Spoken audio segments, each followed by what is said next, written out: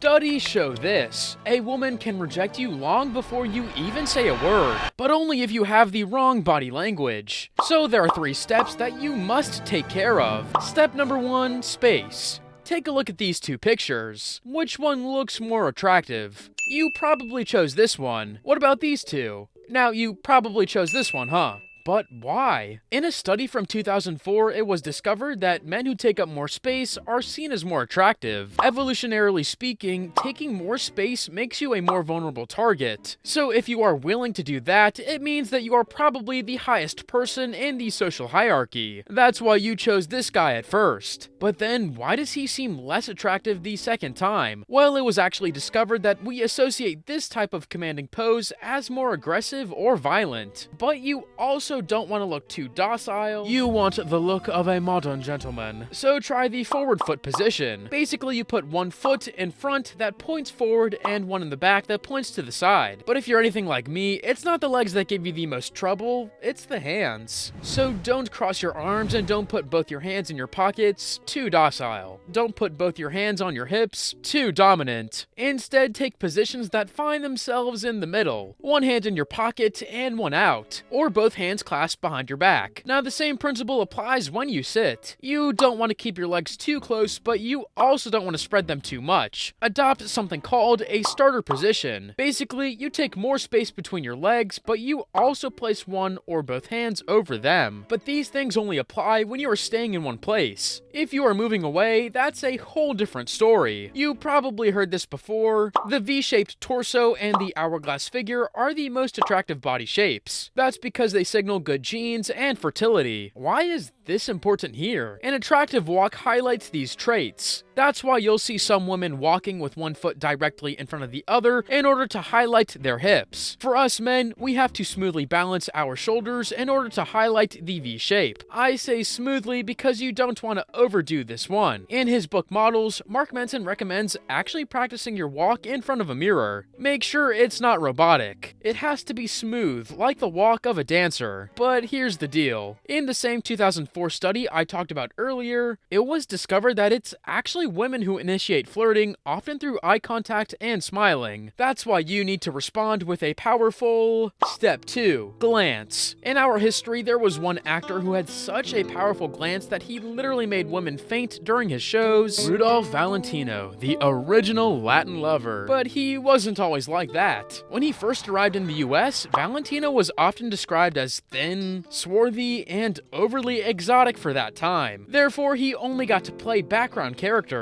Yet, in 1921, he decided to make a big change. He perfected his glance. After that, he became the leading actor of big movies like The Sheik, and women started to call him the sexiest man alive. Now, Valentino used 2 specific techniques. The first one is called bedroom eyes. This is when you look at someone with your eyes half closed while still maintaining eye contact. Marilyn Monroe also used this trick. From an evolutionary standpoint, the bedroom eyes make you look more confident and prettier, since it makes your upper face look more symmetrical. But let's be real, you can only use this in more intimate moments. It would be very weird to have this look all the time. The second trick that Rudolph Valentino used is called the smolder. It's made up of 2 steps: the double take. Make eye contact, look away, then look back at her. The freeze movement. Give her a smile, but make sure you don't raise your eyebrows too much. You can also play around a lot with this technique. Valentino doubled down on the eye contact and almost gave up his smile completely. But he was the Latin lover. If you're a normal dude, you may want to show a bigger smile than he did and chill down with the more intimate eye contact. But here comes a problem. The famous dating coach Blaine Anderson says that a date without touches is just a meeting. Step 3, touch. Here's the deal. There are 3 types of touches that you should use and one that you should stay away from. A, friendly touches. Here, the areas that you should focus on are the arms, shoulders, and upper back. Now, you don't want to force it. In the first interaction, the best time to touch one of these areas is right after a good joke, when you're both laughing and feeling comfortable. If you two already know each other, it's better to go for a hug. Now, there are many different types of hugs out there. My recommendation, the traditional one,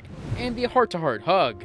Other variations like the bear hug or the lean hug are more appropriate for those close friends that you don't see as potential partners. B. Assertive touches. Basically touches in which you guide her. In this case, the main targets are the hands and lower back. Here are 2 ways in which you can use these touches. Open the door for her and then place your hand on her lower back as she walks through the door. Or take her hand while you help her stand up. Make sure you're always open. Yo, what are you doing? Get back in there.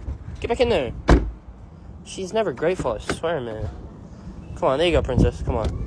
But there are special types of assertive touches that you can actually use during a group interaction called intrasexual touches. Basically, if one member of the group touches the rest more often, he is seen as the higher person in the social hierarchy. This sounds weird, but it's simple, really. Just take a look at this. Thank you. Thank you.